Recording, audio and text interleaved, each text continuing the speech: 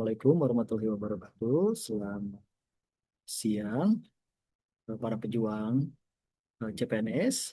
Perkenalkan, saya Syahrizal Dwi Gumelar, MDLLA JST, tenaga pengajar Dolphin Brain. Seperti yang bisa teman-teman lihat semua, berikut adalah selayang pandang data diri saya, di mana saya lahir di Bandung ya, 29 Maret 1994, sudah menikah, dan kemudian saya PNS itu pada tahun 2016 CPNS-nya. Sedikit, saya merupakan seorang profesional dalam bidang transportasi darat, namun memang saya memiliki pengalaman juga di bidang transportasi pada matra lainnya, laut, kereta api, dan udara, serta juga berpengalaman di bidang barang dan jasa. Untuk pendidikan, saya menempuh D3 lalu lintas angkutan jalan di Sekolah Tinggi Transportasi Darat dari tahun 2011 sampai dengan 2014 selama 3 tahun tentunya. Kemudian melanjutkan S1 Teknik Sipil Universitas Kalimantan Utara. Pada saat itu saya ditempatkan di Dinas Perhubungan Provinsi Kalimantan Utara. Sekaligus saya menempuh juga S1 Teknik Sipil di sana. Kemudian untuk beberapa sertifikasi yang saya raih, di antaranya ada analisis dampak lalu lintas di tahun 2023, kemudian analisis mengenai dampak lingkungan atau AMDAL 1 dan 2, itu masing-masing di tahun 2019 dan 2022. Kemudian saya juga memiliki sertifikasi tingkat dasar ahli pengadaan atau barang dan jasa di tahun 2012 dan Safety Management System di 2017. Untuk pengalaman kerja, di dinas sebelumnya saya pertama kali bertugas di pemerintahan itu di Dinas Perhubungan Kabupaten Bandung di bidang lalu lintas, di mana fokus kegiatannya yaitu pada analisis dampak lalu lintas. Kemudian saya CPNS di Provinsi Kalimantan Utara, itu ditempatkan di bidang udara dan kereta api sebagai perencana bidang dan PPTK atau pejabat pelaksana teknis kegiatan. Kemudian beralih, pada saat itu bidang kami beralih menjadi bidang pengembangan transportasi, di mana di sana saya sebagai perencana bidang dan PPTK mencakup transportasi darat, laut, kereta api, dan udara. Dan saat ini saya bertugas di Badan Perencanaan Pembangunan Riset dan Inovasi Daerah Kabupaten Bandung, yaitu di bidang infrastruktur dan kewilayahan, yang mana fokus mitranya juga tetap tidak jauh, yaitu mitra perencanaan untuk Disub, DPUTN, Disperkintan, DLH, Damkar, Diskominfo, BPBD, dan BPRIDA. Jadi masih berkaitan juga dengan salah satunya perhubungan, sebagaimana baseline saya dalam pendidikan. Kemudian untuk penghargaan mungkin sedikit saya notis saja terkait CPNS ini. Alhamdulillah saya pernah meraih prestasi istimewa peringkat 1 CPNS pada saat itu 2017 di BPSDM Provinsi Kalimantan Selatan. Mungkin demikian perkenalan dari saya. Terima kasih. Assalamualaikum warahmatullahi wabarakatuh. Baik, rekan-rekan sekalian, sekarang kita sudah mengakses dari web Dolphin, dari aplikasi Dolphin Brain, kita sudah login. Kita akan coba untuk soal-soal yang ada di Dolphin Brain. Saat ini jabatan yang diampu adalah pengawas transportasi darat perhubungan pada Dinas Perhubungan. Kita coba bahas satu persatu seperti apa isinya, seperti apa kisi-kisinya, dari mana kisi-kisi ini tentunya berdasarkan ujian field report dan kisi-kisi CPNS di 2024, yaitu tahun sebelumnya ketika pembukaan CPNS. Mari kita cek saja satu persatu. Oke, rekan-rekan sekalian, di sini sudah ada soal nomor 6. Dan jangan lupa untuk setiap soal itu tentunya ada waktu pengerjaan. Nah, ini harus diperhatikan juga karena dalam prakteknya nanti ketika tes SKB, satu soal itu harus under 1 menit ya, untuk bisa memenuhi waktunya.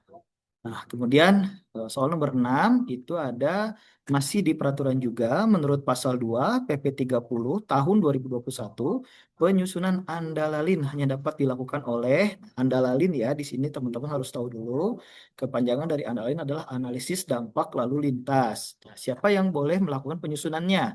Nah, di sini ada pilihan gandanya ya. A, pengembang proyek dengan pengalaman minimal 10 tahun. B, tenaga ahli bersertifikat kompetensi penyusun andalalin. C, Dinas Perhubungan Provinsi atau Kabupaten. D, konsultan transportasi internasional. Dan E, bupati atau wali kota setempat. Nah, ini Coba dicermati baik-baik mana sekiranya yang paling sesuai dengan eh, kemampuan untuk bisa menyusun andalin. Baik, saya lanjut ke soal selanjutnya. Nah, di sini rekan-rekan soal nomor 7 ini sudah masuk ke dalam prinsip-prinsip ya, prinsip-prinsip dari transportasi darat. Salah satunya prinsip efisiensi operasional, di mana dalam transportasi darat bertujuan utama untuk, nah ini tujuannya dari prinsip efisiensi operasional ya. Pilihannya ada 5, di mana A, mempercepat pembangunan jalan baru, B, mengurangi biaya operasional dan waktu tempuh, C, menambah jumlah armada kendaraan tanpa regulasi, D, mengurangi ketergantungan pada transportasi publik, menghilangkan kemacetan secara permanen. Ini rekan-rekan mungkin bisa mengeliminasi dulu yang konotasinya negatif ya, karena tentunya prinsip efisiensi operasional ini bertujuan untuk hal yang positif untuk membangun. Jadi ketika ada jawaban negatif bisa rekan-rekan eliminir dulu. Itu untuk mempermudah dalam menjawab pertanyaan-pertanyaan seperti ini ya. Silahkan saya beri waktu untuk menjawab. Oke, baik. Jika sudah, saya lanjut ke pertanyaan selanjutnya. Oke, di pertanyaan selanjutnya ini muncul salah satu contoh implementasi prinsip keamanan dan keselamatan. Masih di dalam prinsip ya. Nah, di sini implementasinya seperti apa nih untuk prinsip keamanan dan keselamatan? Pilihan gandanya ada A, penerapan subsidi transportasi publik, B, penegakan hukum terhadap pelanggaran lalu lintas, C, pembangunan jalan tol baru, D, integrasi antar moda transportasi, pemanfaatan kendaraan listrik. Silahkan rekan-rekan coba jawab terlebih dahulu, mana yang sesuai dengan prinsip keamanan dan keselamatan. Baik, jika sudah, saya lanjut. Selanjutnya masih dalam prinsip, yaitu prinsip aksesibilitas dalam transportasi darat berarti. Nah, di sini sekarang aksesibilitas ya yang harus digarisbawahi prinsipnya. Artinya apa? Apa? Ada 5 pilihan ganda, di mana A, menyediakan layanan premium untuk pengguna tertentu, B, memberikan kesempatan setara bagi seluruh lapisan masyarakat, C, mengurangi emisi kendaraan bermotor, D, menghubungkan jalan tol dengan pelabuhan, ataukah membangun jalur khusus kendaraan listrik. Nah, ini ya sekali lagi prinsipnya adalah aksesibilitas. Coba rekan-rekan dijawab terlebih dahulu. Nanti kita akan bahas di part selanjutnya. Baik, saya lanjut ke soal selanjutnya. Nah, di sini kembali lagi ke regulasi, di mana menurut PM, Peraturan Menteri ya, Menteri Perhubungan nomor 13, oh sorry, di sini ada PM 13 tahun 2014 yang digarisbawahi adalah ciri rambu peringatan yang benar adalah, nah di sini ya, ciri-cirinya apa nih untuk rambu peringatan? A, dasar putih, tepi merah, simbol hitam. B, dasar kuning, tepi hitam, simbol hitam. C, dasar biru, simbol putih. D, dasar hijau, simbol putih. Ataukah dasar coklat, simbol putih. Nah, ini ya rambu peringatan tentunya rekan-rekan sekalian sering melihatnya ya ketika berlalu lintas. Ada macam rambu, ada kuning, ada hijau, ada biru, ada coklat. Nah, ini eh, yang mana nih ciri-ciri yang rambu peringatan? Coba rekan-rekan jawab terlebih dahulu seperti apa? Baik, jika sudah, kita lanjut ke pertanyaan selanjutnya. Soal nomor 6, menurut pasal 2 PP 30 2021, penyusunan andalin hanya dapat dilakukan oleh baik di sini tentunya yang boleh menyusun adalah orang yang bersertifikat kompetensi penyusunan andalin. Nah, di sini ya, jadi bukan pengembang proyek dengan pengalaman minimal berapa tahun pun kalau dia tidak punya kompetensi, maka nggak bisa menyusun andalin. Tentunya harus bersertifikat dengan kompetensinya penyusun andalin. Nah, di sini mau konsultan transportasi internasional sekalipun, kalau di kita, di Indonesia, khususnya untuk penyusunnya tentu harus diakui dia memiliki sertifikat kompetensi penyusunan andalin. Seperti itu ya. Biasanya kalau misalnya ada skala-skala kajian internasional, mereka akan bekerja sama juga dengan penyusun-penyusun kita yang ada di Indonesia yang memiliki kompetensi tersebut. Jadi tidak serta-merta mereka yang langsung menyusun gitu. Mereka kan ya seperti itu ya. Baik. Selanjutnya, nah ini ya prinsip efisiensi operasional dalam transportasi darat bertujuan utama untuk efisiensi ya kaitannya tentunya kalau efisiensi itu ada kaitannya dengan biaya, mengurangi biaya operasional dan waktu tempuh. Nah, gitu tentu ya. Karena tadi kita efisiensi, mengurangi biaya, otomatis dengan adanya mengurangi biaya operasional juga, waktu tempuh juga berdampak ya. Ini kita jadi menekankan penggunaan sumber daya yang optimal agar biaya dan waktu perjalanan berkurang. Itu prinsip dari efisiensi ya, berbeda dengan efektif ya. Nah, di sini ya ada cepat penggunaan jalan baru tentunya bukan ya. Menambah jumlah armada kendaraan tanpa regulasi. Nah, ini udah kalimat negatif. Tanpa regulasi itu pasti tidak bisa. Bisa rekan-rekan anulir. Kemudian mengurangi ketergantungan pada transportasi publik. Ini bukan prinsip dari efisiensi, tapi lebih ke kalimat negatif juga karena sebaliknya justru kita mengharapkan masyarakat itu mengurangi ketergantungan pada kendaraan pribadi dan lebih mengandalkan atau mengutamakan transportasi publik. Menghilangkan kemacetan secara permanen tentunya tidak bisa ya rekan-rekan ya. Karena kemacetan itu unsurnya sangat banyak, tidak mungkin bisa secara permanen, bisa juga ada insidental dan lain sebagainya. Baik, oke selanjutnya salah satu contoh implementasi prinsip keamanan dan keselamatan adalah, nah di sini keamanan dan keselamatan.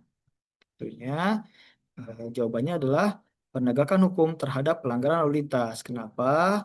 Karena keamanan keselamatan dapat dicapai melalui fasilitas keselamatan dan penegakan hukum. Nah, ini untuk keamanan keselamatan ya, penerapan subsidi transportasi publik mungkin itu lebih tepatnya untuk transportasi yang lebih terjangkau. Pembangunan jalan tol baru untuk mengurai kemacetan, untuk menciptakan efisiensi tadi, integrasi antar moda ini untuk transportasi yang berkelanjutan. Jadi antar moda itu eh, apa ya? Dia saling terkoneksi antara transportasi publik yang satu dengan yang lainnya, atau misalnya kendaraan pribadi dengan transportasi publik, misalnya ada tempat parkir atau pool untuk kendaraan pribadi parkir bisa naik untuk bis, misalnya dilanjutkan dengan bis seperti itu ya. Kemudian ada pemanfaatan kendaraan listrik ini lebih ke transportasi yang ramah lingkungan. Baik, selanjutnya. Menurut PM 13 tahun 2014, ciri rambu peringatan yang benar adalah, nah ini ya teman-teman, pasti sering lihat di jalan ketika berlalu lintas, ada rambu dengan dasaran kuning, tepi hitam, simbol hitam. Misalnya eh, eh, ada rambu untuk apa perlintasan kereta api misalnya. Nah, itu ada seperti rel kereta api itu warnanya hitam ya dengan kuning dasarannya. Nah, untuk dasar putih, tepi merah, simbol hitam. Nah, ini untuk dasaran yang putih, tepi merah, simbol hitam biasanya ini untuk larangan seperti larangan parkir. Misalnya dasarnya putih, simbolnya P itu hitam, kemudian dicoret ya tepinya juga merah. Dasar biru simbol putih ini lebih ke rambu pemberitahuan. Misalnya ada gambar eh, rambu pom bensin, kalau rekan-rekan bisa lihat. Nah, itu dasarnya biru, simbol tangki bensinnya itu putih warnanya.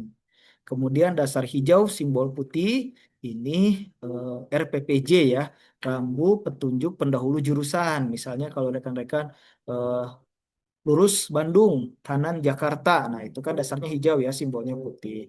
Kemudian dasar coklat simbol putih itu biasanya untuk kawasan wisata.